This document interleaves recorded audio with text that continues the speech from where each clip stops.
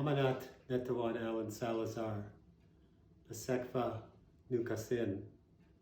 Hello, I'm Alan Salazar. I'm from the village of Pasekva, what we now call San Fernando, California. But I'm a member of the Fernandino Tataviam tribe, and my family is Tataviam and Shumash. My Tataviam side of the family traces back to the village of Chigoyanga, which is where modern-day Magic Mountain is.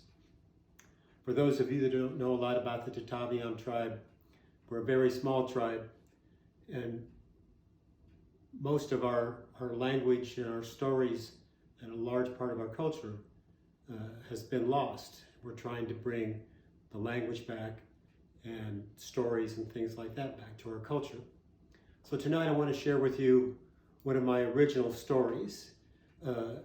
It's told in the spirit of my Tataviam ancestors, the way I believe my Tataviam ancestors would have told this story.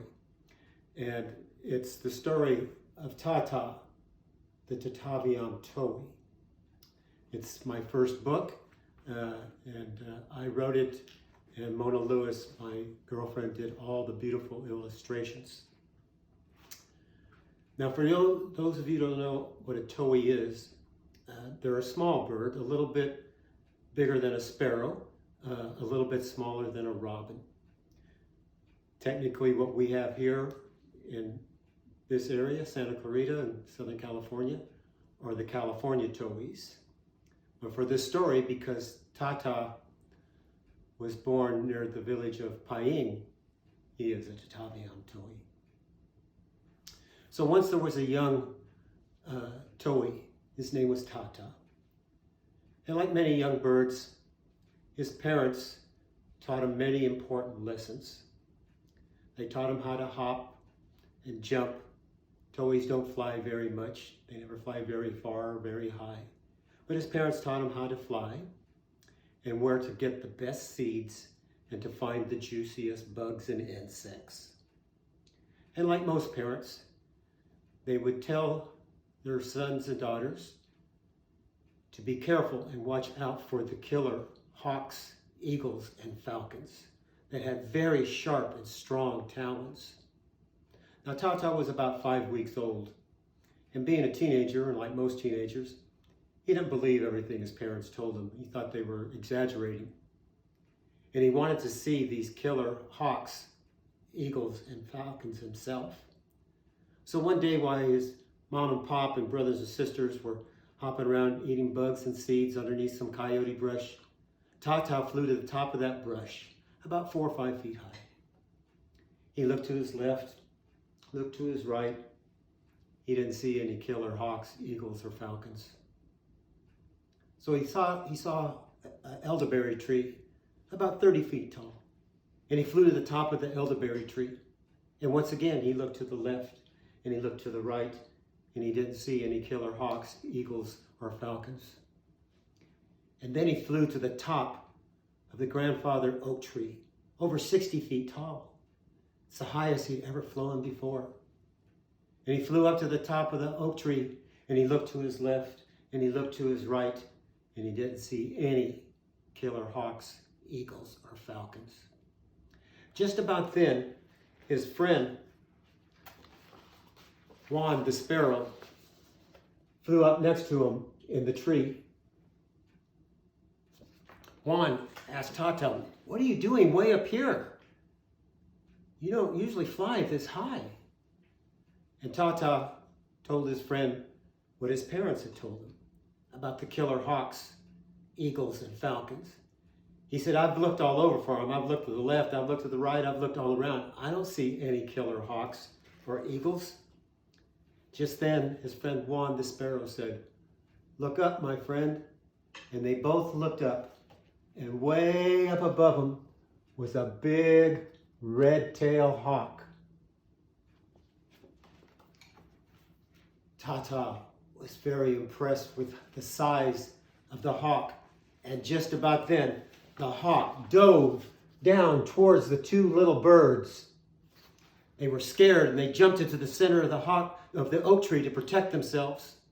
But the hawk, he wasn't after the two little birds. He flew right by them and scooped down and grabbed a rattlesnake in his powerful talons and killed it and flew off.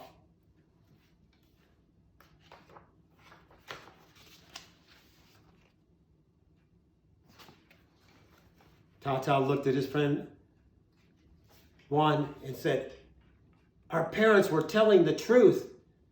Maybe we should listen to them a little bit more closely." And Juan agreed. And from that day on, they did listen to him a little bit more closely.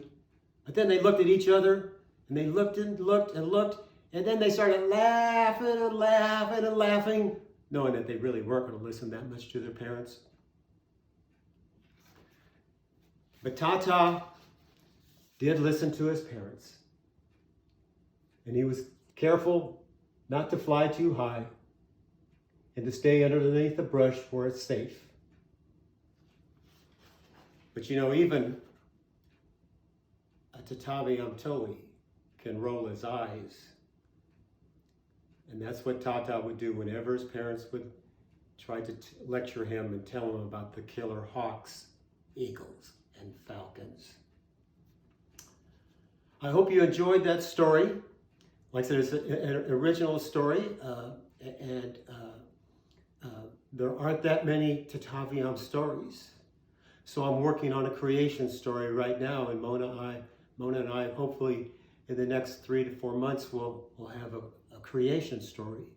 Creation stories are very important to all tribes and all peoples. Everyone has creation stories. The Bible has a creation story. The Shumash have the rainbow bridge. How we got hands like lizard. And I want to write a Tataviam story, creation story. And my story will tell how the animals created the Tataviam people.